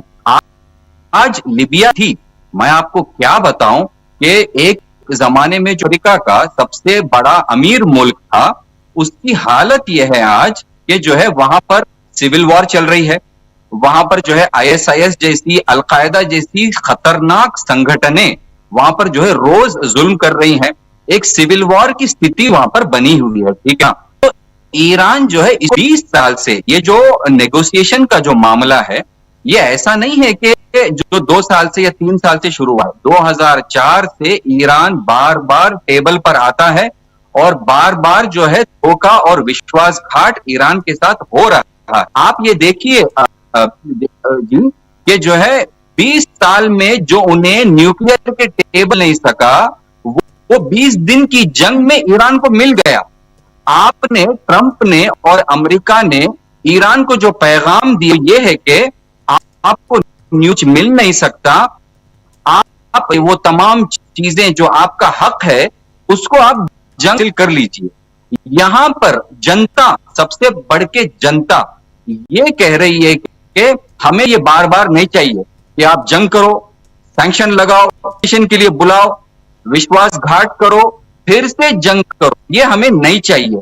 ठीक है, ये अपनी हुकूमत से ये आप जंग को खत्म कर दीजिए।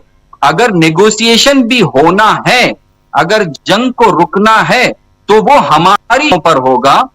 और मैं आपको ये चीज बता दूं, मेरे लिए बहुत ज्यादा यहां पर हम जाते हैं रोडों पर, ये सरप्राइज है, हैरत का जो है मेरे लिए वो है कि यहाँ की आवाम सही में आमादा है, सही में जान देने के लिए राजी है और ये चाहते हैं कि आप कैसे भी करके डेटरेंस हासिल कीजिए। और जब तक ये डेटरेंस होता और हमारी शर्तें पूरी नहीं होती, आप जंग भी नहीं रोकना, आप किसी के दबाव। 18 मार्च को 12 देश OIC के सऊदी अरब में जो है एक निशिस्त रखते हैं, उस नतीजा नहीं निकला। तो ये जो 4 देशों के फॉरेन मिनिस्टर पाकिस्तान में मिल रहे हैं, मुझे नहीं लगता कि उसका कोई खास नतीजा मिलने वाला है। ना सोशल मीडिया और ना ही जो है नेगोशिएशन जंग के अंजाम को डिसाइड करेंगी, बल्कि खुद जंग का मैदान जो है जंग के अंजाम को डिसाइड करने वाला है। जी जी जी जी, बिल्कुल बिल्कुल बिल्कुल, आप सही कह रहे हैं। जरा जल्दी से अमलेंदु जी आपके पास आना चाहता हूं। अमलेंदु जी, दिन भर इन्हीं खबरों में हम लोग रहते हैं, क्या कुछ आप देख रहे हैं सुबह से लेकर शाम तक? और आज का दिन क्यों इतना ज़्यादा, मुझे ऐसा लग रहा है कि यहाँ से इस जंग को थोड़ा और बढ़ाने की कोशिश में अमेरिका और इजराइल लग गया है, ऐसा लगता है क्या आपको?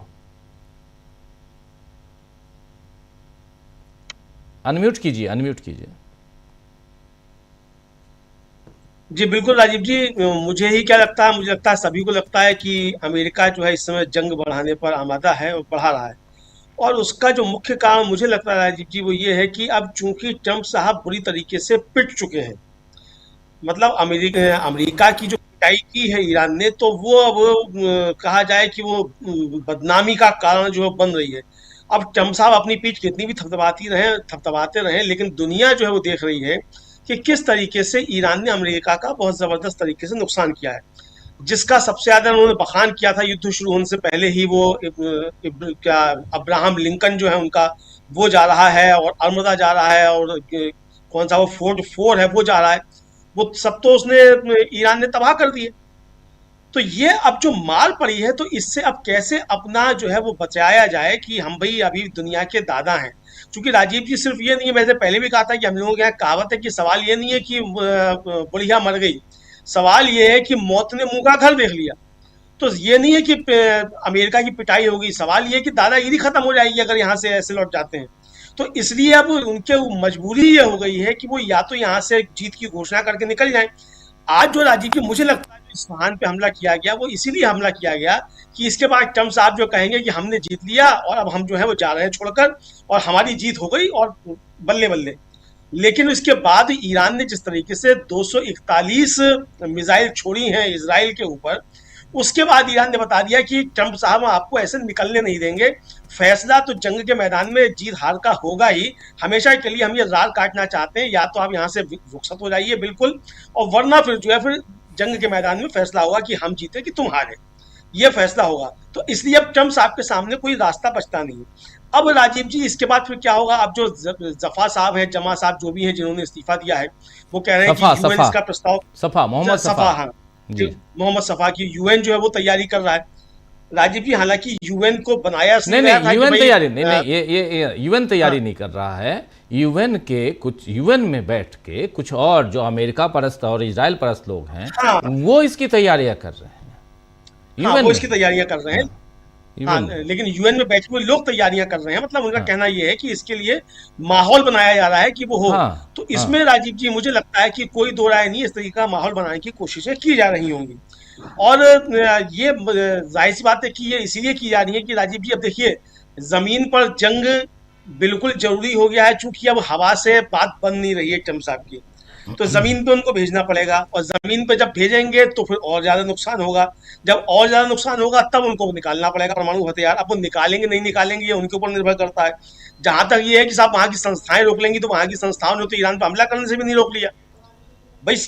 वहां की सीनेट की, वहां की संसद की जो थी अनुमति चाहिए थी हमला करने के लिए, और विपक्ष चिल्ला रहा है कि ये युद्ध जो है ट्रम्प का युद्ध है, बिना पूछे अमेरिका को उसमें धकेल दिया।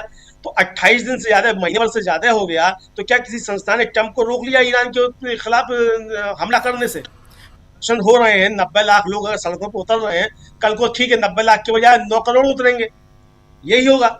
लेकिन वो जब कर लेगा इस्तेमाल तो कर ही लेगा ना, तब उस समय कौन संस्था क्या करेगी? तो इसलिए जो सनकी जो राजीव जी आ गया है, क्योंकि देखिए उसका टर्म पूरा, मतलब उसे इसके बाद तो दोबारा बनना नहीं है, टाइम उसका पूरा हो चुका है।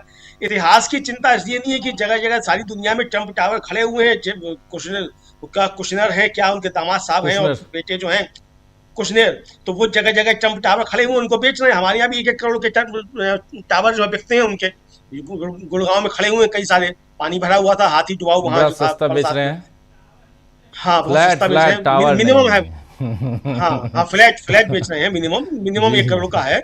और वहां जहां है वहां पे जो था हाथी डुबाऊ पानी जो था बरसात में भर गया था राजीव जी, बहरहाल, लेकिन वो बिक रहे हैं, तो उनका अपना धंधा चल रहा है। इधर जो वहां विपक्ष आरोप लगा रहा है, वो लगा रहा है कि इस युद्ध के दौरान भी ट्रम्प ने खरबों रुपए खुद पैदा कर दिया और अपने मित्रों को पैदा करा लिया, ये भी आरोप है।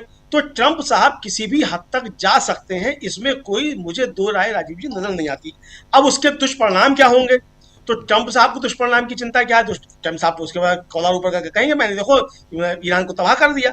लेकिन एक अमेरिका के ही राजीव जी पूर्व कमांडर हैं, उनका करीब 15 दिन पहले एक CNN के साथ या वॉल स्ट्रीट जर्नल इनके साथ किसी के साथ बातचीत थी, और उनका कहना था कि मैं इस पे तो यकीन नहीं कर सकता कि अमेरिका जो है वो परमाणु हथियारों का इस्तेमाल करेगा, लेकिन इजराइल परमाणु हथियारों का इस्तेमाल कर सकता है। अगर होगा इस्तेमाल तो इजराइल करेगा।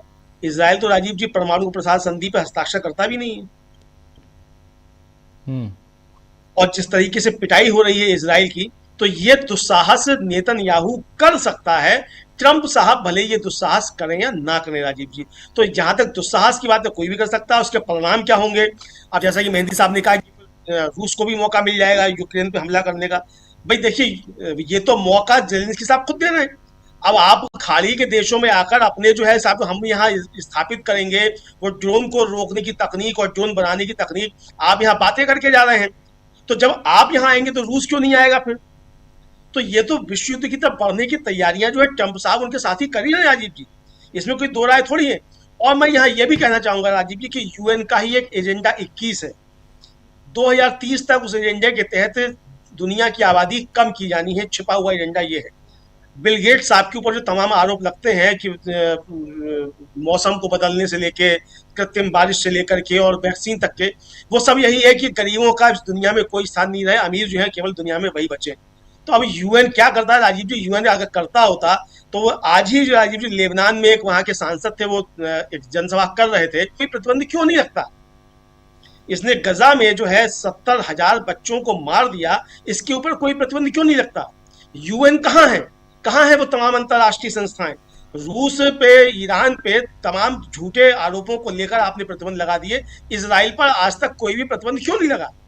तो ये राजीव जी दुनिया जिस तरफ ट्रम्प ले जाना चाहता है और नेतन्याहू ले जाना चाहता है, बहुत खतरनाक मोड़ पे ये खड़े हुए हैं। इसलिए राजीव जी मुझे लगता है कि इनकी पिटाई बहुत जबरदस्त होनी चाहिए, इजराइल की भी और ट्रम्प साहब की भी। अब वो किस मोड़ पे पहुंचेगी और क्या ये करते हैं ये आने वाला समय बताएगा। लेकिन मुझको लग रहा है राजीव जी की युद्ध बढ़ता हुआ दिखाई दे रहा है, कम होता हुआ दिखाई नहीं पड़ता फिलहाल। जी, युद्ध बढ़ता हुआ दिखाई दे रहा है। एक बार फिर से मेहदी साहब आपके पास आना चाहता हूं। ये जो सऊदी अरब से लेकर यूएई तक, कतर से लेकर कुवैत तक, बहरीन, सबसे पैसे की बात जो कर रहे हैं कि जो खर्च है वो वसूलेगा अमेरिका और आप अपना दाना पानी का इंतज़ाम कर लीजिए, इससे अब क्या कुछ माहौल बदलते हुए आप देखते हैं क्या? कतर ने आज काफ़ी धमकाया है इजराइल को, ये खबर भी आई होगी। और इजराइल को धमकाया है, और इधर अमेरिका ये कह रहा है कि आप खर्चे आप अपना उठाइए और हमको भी दीजिए, वहाँ जो लड़ रहे हैं उसमें चूंकि आपने साथ नहीं दिया। तो क्या माहौल यहाँ से बदल सकता है? जो गल्फ कंट्री, आपसे ही कह रहा हूँ खान साहब, आपसे, आपके पास ही। मुझे बहुत डर लग रहा है फिर आवाज में कुछ हो। देखिए, ये एक बहुत बड़े मिसकैलकुलेशन का शिकार थे कि कमजोर देश है, हम उसको आराम से निपट लेंगे। और ये जो मिसकैलकुलेशन था, पहले तो के शक्ल में था, उसके बाद खुद अपने प्रोपेगेंडा पर यकीन करने लगे। इनके साथ ये मुझे अब देखें, इराक में अभी तक इलेक्शन हो चुके हैं, लेकिन नया प्राइम मिनिस्टर अभी तक आया नहीं। हमें एक रिपोर्ट मिली कि कहा कि कुछ दिन और रुक जाओ, इस बदलने वाली है, तब आप मसलन प्राइम मिनिस्टर देख लेना। इतना इनको यकीन था। ये जो अरब खाड़ी के जो देश हैं, जो है कह रहे थे कि मसलन ईरान का काम तो खत्म है। अब जब उन्हें जंग का महीने के अंदर बदलते परेशान हो गए हैं। सबसे पहले कतर ने हमें फिर से कुछ सोचना पड़ेगा। जो है आवाजें, छुपी छुपी आवाजें आना शुरू हो गई हैं कि अब हमें कुछ नया सोचना। इराक से ये गल चुके हैं। इसी तरह से सिर्फ दो देश लग रहे हैं जो अभी चाहते हैं कि वो पुराने सही जिंदगी को सऊदी अरब है। और ये तो अपने बुरे अल्फाज ट्रंप ने अरब का जो प्रिंस है सलमान, उनके लिए इस्तेमाल किया। देखें, इतनी जिल्लत है। अब देखें, ईरान कह रहे हमारे भाई हो, ठीक, तुम हमारे पड़ोसी हो, हम तुम्हारी रेस्पेक्ट कर, तो आपको अभी हम तुम्हारे लिए कोई खतरा नहीं है, आप आइए, हम यूनाइट हो जाते हैं। देखना है कि ये जो देश हैं, सऊदी अरब एक कतवर देश है यानी के हवाले से, अब ये क्या डिसीजन लेते हैं। अब ये डिसीजन ईरान, अगर ये जो ताकतवर देश है सऊदी, ताकत मुराद ये है कि इकोनॉमिक ताकतवर हैं, अगर ये मर्दानगी दिखाते हैं और ये कहते हैं कि अब हमें इसके बाद अमेरिका की जरूरत नहीं है। अमेरिका की किस लिए थी? कि वो आपकी सुरक्षा कर सके। आप ये कह रहे हैं कि अब अमेरिकी सुरक्षा की जरूरत है ईरान से, तो अमेरिका आपके किसी काम का नहीं है। अगर इनके अंदर थोड़ी सी भी बुद्धि, तो ये आकर कहेंगे कि अब हमें अमेरिका की में जरूरत नहीं है, अब हम खुद जो है हमारी उसका पूरी बंदोबस्त करेंगे। और ट्रंप के सामने कह सके ये कहें कि आपको पैसे नहीं देने वाले हैं, आप कर लीजिए। अब यहां पर अगर एप्स्टीन फाइल का कोई मामला है तो हमें इसके बारे में नहीं पता, देखिए राजीव जी, लेकिन होना तो ये चाहिए, अक्ल कहती है कि ये होना चाहिए। जी जी, बिल्कुल बिल्कुल। बहुत बहुत शुक्रिया मेहदी साहब इस चर्चा में जुड़ने के लिए। वीडियो हालांकि आज थोड़ा आवाज़ कट रही थी, लेकिन ओवरऑल बहुत सारी बातें समझ में आती रहीं और आपने वक्त निकाला। बहुत बहुत शुक्रिया आपका, बहुत बहुत शुक्रिया इस चर्चा में आप जुड़े रहे। आगे बढ़ते हैं, ज़रा जल्दी से आना चाहता हूँ शकील जी आपके पास, फिर प्रशांत जी आपके पास आता हूँ। शकील जी, यहाँ जब गल्फ कंट्रीज़ की बात होती है शकील जी, तो और चूंकि अब सीधा हमला बोला है गल्फ कंट्रीज़ के ऊपर ईरान, अमेरिका ने, ये हमला ही है। अगर आर्थिक रूप से आप चोट पहुंचाने की कोशिश करते हैं तो इसको भी हमला ही माना जाएगा। इसलिए मैं, और यहाँ से क्या आप गल्फ कंट्रीज़ को पलटवार करते हुए, रिटेलिएट करते हुए आप देखते हैं क्या? देखिए राजीव जी, सारे मामले को थोड़ा सा हम यहाँ से देखना चाहेंगे। जो मोहम्मद सफ़ा ने जो यूएन में थे और वहां से इस्तीफा दे दिया, उन्होंने एक बात कही है, वो बहुत महत्वपूर्ण बात है। कुछ शहरों के उन्होंने नाम लिए, बर्लिन, न्यूयॉर्क, वाशिंगटन, और ये पूरी दुनिया को सोचना चाहिए कि न्यूक्लियर बम जो है खाली तेहरान पे नहीं गिरेगा, उन्होंने कहा इन पे भी गिर सकता है। क्या होगा दुनिया का? इसीलिए उन्होंने नाम लिए कि जरा होशियार हो जाओ, बम बहुत सारे लोगों के पास है और आज तेहरान ने अनाउंस कर रखा है उसके पास नहीं है। लोग ये मानते हैं कि नहीं है, लेकिन बहुत सारे ऐसे देश जो उसके समर्थक हैं या जो विश्व युद्ध नहीं चाहते या जो अमेरिका के और इजराइल के न्यूक्लियर बम के खिलाफ हैं, वो अगर इस्तेमाल करेंगे तो अब देखिए कि सारा मामला ये कहां पे आ गया। अमेरिका ने पहले इराक पे और फिर ईरान पे इसीलिए हमला किया कि तुम्हारे पास परमाणु हथियार है। उन्होंने कहा नहीं है, इराक खंगाल डाला पूरा, उन्होंने सद्दाम को मार डाला। ईरान में वो कह रहे हैं हमारे पास नहीं है, और तुम खुद जो परमाणु हथियार के नाम से उसका खतरा दिखा के दुनिया को हमले कर रहे हो, अब तुम खुद उसी मोड़ पे आ गए हो। ये जो यूएन की बात है, तो जो मोहम्मद सफा ने कहा है वो दरअसल ये है कि वहां पे ये खबरें हैं, ये शक है, मालूम पड़ रहा है। यूएन में सारे देशों के प्रतिनिधि होते हैं, सारी चर्चाएं होती हैं कि ऐसा अमेरिका और इजराइल कर सकते हैं। क्या कहते थे ट्रंप साहब कि परमाणु युद्ध का दुनिया में खतरा था ऑपरेशन सिंदूर के समय। मैंने उस खतरे को टाल दिया, मैंने दोनों के बीच सीज फायर करवा दिया, और अब तुम खुद वही काम कर रहे हो। इतनी चर्चा के बाद खुद ट्रंप को यह कहना चाहिए कि न मैं करूंगा न इजराइल को करने दूंगा। दुनिया एक बहुत बड़े खतरे में घिर चुकी है ट्रंप और इजराइल की वजह से, और अगर दुनिया ने यह नहीं समझा, हस्तक्षेप तेज नहीं हुआ, रूस, चीन, यूरोप और दूसरे देश सामने नहीं आए, तो बहुत बड़ा खतरा है।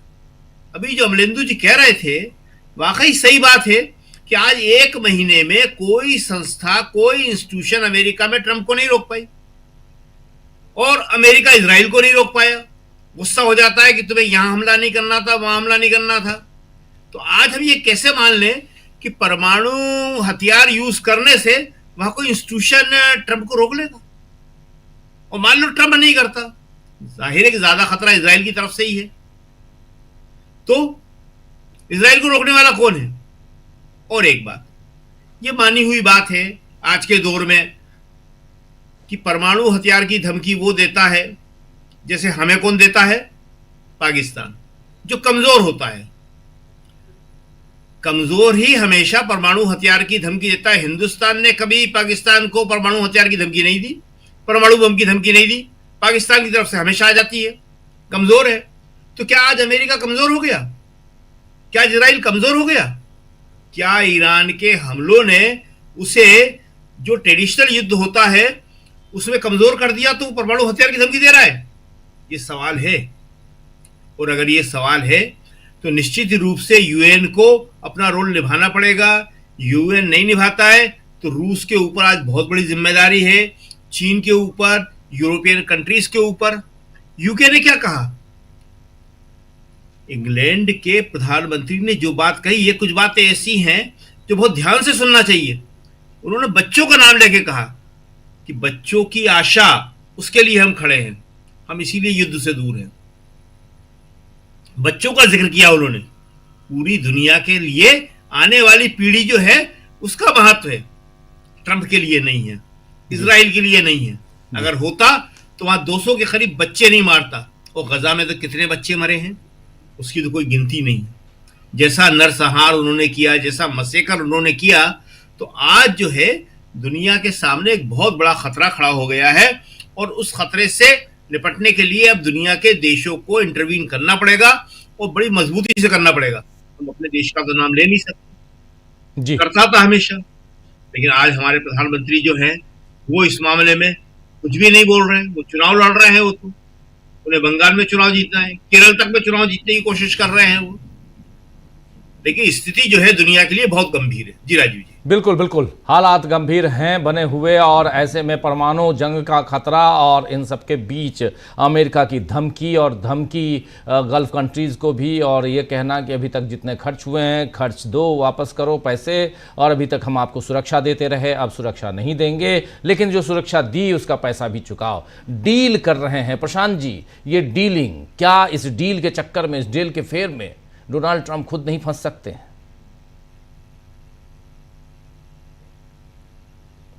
अनम्यूट कीजिए। जी आवाज आ रही मेरी? आ रही।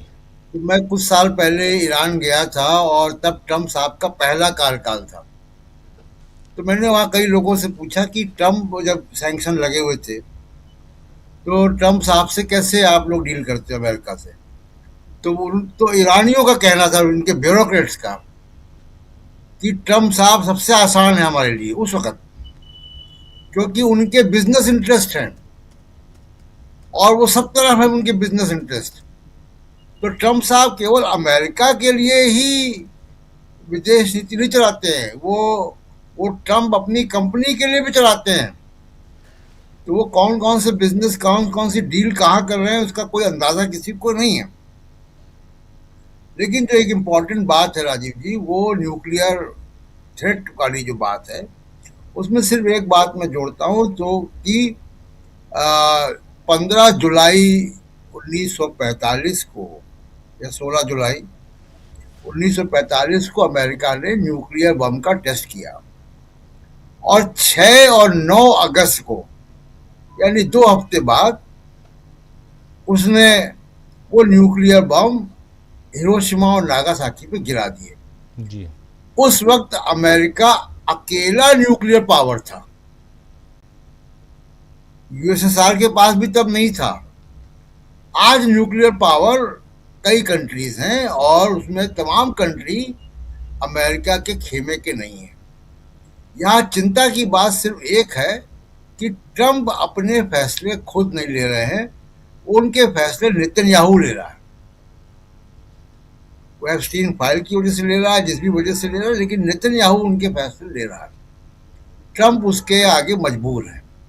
मजबूरी क्या है पता नहीं, लेकिन ट्रम्प उसके आगे मजबूर है। और नेतन्याहू एक वॉर क्रिमिनल है, एक जेनोसाइड क्रिमिनल है, घोषित क्रिमिनल है, कन्विक्टेड व्यक्ति है, उसकी गिरफ्तारी का वारंट है पूरी दुनिया में।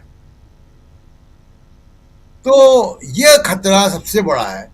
ये क्रिमिनल माइंडसेट का आदमी, जो कि इंटरनेशनल क्रिमिनल कोर्ट से घोषित क्रिमिनल है, जिसके खिलाफ कई कंट्री, 100 से ऊपर कंट्रीज में गिरफ्तारी का वारंट है, वो आदमी अमेरिका के फैसले करवा रहा है ट्रम्प से। ये खतरे की बात है वहां पे। एक बीच में आपने चर्चा किया कतर की। जी कतर निश्चित रूप से थोड़ा सा सॉफ्ट हुआ है। रास लफान के हमले के बाद मुझे ऐसा लगता है कि ईरान और कतर के बीच में कोई टैक्ट टू डिप्लोमेसी चली है, और वो अंदाज वहां से मिलता है कि ट्रम्प, जो कतर का चैनल है, उनके शासकों का इन्वेस्टमेंट है उसमें, अल जजीरा अब ईरान के प्रति उसका रुख बदला है। उसकी एडिटोरियल जो लाइन है वो थोड़ी प्रो ईरान हुई है, अभी तक नहीं थी। जी तो उससे अंदाजा मिलता है। और एक छोटी सी बात केवल मैं अपने देश की कर दूं कि स्टॉक मार्केट से 45 लाख करोड़ रुपया निकल चुका है और इससे भी ज़्यादा हो सकता है। फॉरेन इन्वेस्टमेंट वापस जा चुका है। आज भी 1600 पॉइंट स्टॉक मार्केट गिरा है। डॉलर 90-95 रुपए के रेंज में है, कभी थोड़ा नीचे ऊपर होता है, लेकिन 95 को वो 100 की यात्रा करने पे लगा हुआ है। बड़े पैमाने पर जो खबरें आ रही हैं, और वो खबरें हम लोग इसकी कोई और पड़ताल नहीं करनी, अपने आसपास के मार्केट में जाके आप पड़ताल कर सकते हैं। तमाम लोगों का पलायन शुरू हो गया है, मजदूरों का, छोटे दुकानदारों का पलायन शुरू हो गया है। कोविड के समय पलायन शुरू हुआ था, बड़े पैमाने पर पलायन हुआ था तब, और अब में एक अंतर है। कोविड के समय जब पलायन हुआ था, मजदूर अपने गांव में गया था, तब उसको मनरेगा काम मिल रहा था। कोविड के समय 73% मनरेगा के काम में उछाल आया था, 73%। आज मनरेगा नहीं है। जी राम जी में कोई काम अभी तक नहीं है। जो लेटेस्ट रिपोर्ट हमको देख रहा हूं मैं, उसमें कोई 1 रुपए का काम अभी तक नहीं हुआ है। तो और उसमें भी 60 दिन का रुकावट आएगी फसल के समय। तो अभी कटाई का फसल सीजन है, तो जी राम जी है नहीं। तो अब जो पलायन होगा और गांव में लोग जाएंगे, उनके पास कमाई का जरिया भी नहीं होगा। बहुत विषम स्थिति है भारत की इकोनॉमी की। जी राजीव जी, विषम स्थिति है, बिल्कुल आप सही कह रहे हैं। ज़रा आना चाहता हूँ इधर अनिल सिन्हा जी आपके पास। अनिल जी, क्या ज़रा आपसे भी सवाल वही, गल्फ़ कंट्रीज़ का रोल ज़रा बताइए अब महीने भर बाद। चलिए देखिए, गल्फ कंट्रीज में तो एक इम्पोर्टेंट खबर ये भी आई है कि कतर ने जो है वो पाकिस्तान में जो बातचीत चल रही है उसका समर्थन किया। वो लगातार इस स्टैंड पर उन्होंने ये भी कहा है कि उन लोगों का गल्फ कंट्रीज का स्टैंड यूनिफाइड है, मतलब सब सारे गल्फ कंट्रीज डी एस्केलेशन चाहते हैं, ये उन्होंने साफ कर दिया है। तो और वो इसका मतलब फाइट वाली जो लैंग्वेज है अमेरिका की, उसको वो लोग एंडोर्स नहीं कर रहे हैं। उसमें एक चिंता की बात हमारे लिए ये है कि पाकिस्तान को एंडोर्स किया गल्फ मतलब कतर ने, तो ये उसके मीडिएशन को मानने के लिए तैयार है। ये हमारे लिए डेंजरस है, क्योंकि यही सब तो नाटक ये बता रहे थे कि हम गल्फ कंट्री से संबंध बना रहे हैं, फलना किया है। अभी तो सऊदी का तो उनका पहले से पार्टनर है, तुर्की और इजिप्ट उनके, और उनकी मीटिंग में था। और अब ये गल्फ स्टेट्स भी अगर शामिल हो रहे हैं तो एक रीजनल जो है डिप्लोमेटिक पावर के रूप में पाकिस्तान की हैसियत बढ़ेगी। तो ये हम गल्फ कंट्रीज की जो पॉलिटिक्स है उसमें भी एक चेंज मैं चेंज देख रहा हूं। दूसरा एक और है क्या कि अभी ईरान का एक आया है जिसमें उसने कहा कि स्पाई कंपनीज, जिसमें उसमें गूगल, माइक्रोसॉफ्ट, इन सारे का नाम लिया है। अब ये अब लगेगा रिमोट, लेकिन मामला ये है कि अगर ये सब कंपनी प्रभावित होती है तो भारतीय इकोनॉमी का क्या होगा। तो इसीलिए पूरा डिसरप्शन चल रहा है, और उसमें हम लोग बहुत बढ़िया से, हमारे यहाँ कथा है कि आराम से चादर ओढ़ के सोए हुए हैं, या पता नहीं चादर के अंदर क्या कर रहे हैं, लेकिन मतलब एकदम आराम से और अपना वो जा रहे हैं, घूम रहे हैं अपना बंगाल और केरल, और इसमें वही पुराना सब रेटोरिक जो है वो चालू है। तो ये बहुत बुरी स्थिति है, अपने यहाँ के बारे में देखना चाहिए। दूसरा, गल्फ कंट्रीज का तो हम लग रहा है कि धीरे धीरे सॉलिडिफिकेशन हो रहा है टुवर्ड्स ईरान, मतलब ईरान अब रीजनल पावर के रूप में तो एस्टेब्लिश हो गया है। अब उनको जो पहले लगता था ये मतलब अंतर थोड़ा कमजोर हुआ इस सेंस में कि अभी उसको टाइम लगेगा जितना रिकवर करने में। तो ये सब कंट्रीज देख रहे हैं कि ऐसा भी कोई खतरा नहीं रहेगा ईरान हमारे लिए, जिस तरह से इजराइल आगे बढ़ रहा है। तो अब एक रीअलाइनमेंट पूरा गल्फ कंट्रीज में और पूरा मिडिल ईस्ट में होने वाला है, पूरे वर्ल्ड ओवर होगा। अब उसमें हम लोग कहाँ, इस बारे में हमको सोचना चाहिए। गल्फ कंट्रीज वगैरह के पास तो अपना कुछ कर्ज है, उनके पास पूंजी पूंजी हमारे यहाँ बोलते हैं, और यहाँ तो पूंजी पूंजी का हालत अभी बता रहे थे कितनी बुरी हालत होने वाली है। तो आप देख रहे हो पलायन जारी है लगातार, क्योंकि वो नहीं कर पाते, सस्टेन नहीं कर सकते शहर में रह के। तो जो अनऑर्गेनाइज सेक्टर का किया था नोटबंदी में हाल, वो यही हाल होने वाला है। कोविड तो एक अलग मामला है क्योंकि प्राकृतिक है, लेकिन जो नोटबंदी से प्रहार हुआ था उसी तरह का प्रहार इन्होंने करवा दिया अपने नेतन्याहू फ्रेंड, डियर फ्रेंड जो भी है उसके जरिए। तो बहुत मुश्किल है।